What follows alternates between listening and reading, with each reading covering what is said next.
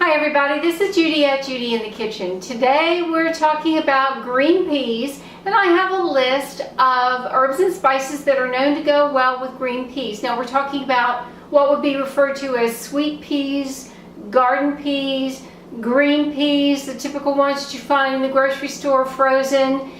What goes well with green peas? We know allspice, basil, bay leaf, cardamom, chervil, cilantro, coriander, curry powder, dill, garam masala, garlic, ginger, lemongrass, marjoram, mint, nutmeg, oregano, parsley, pepper, rosemary, saffron, sage, salt, savory, sorrel, tarragon, thyme, and turmeric.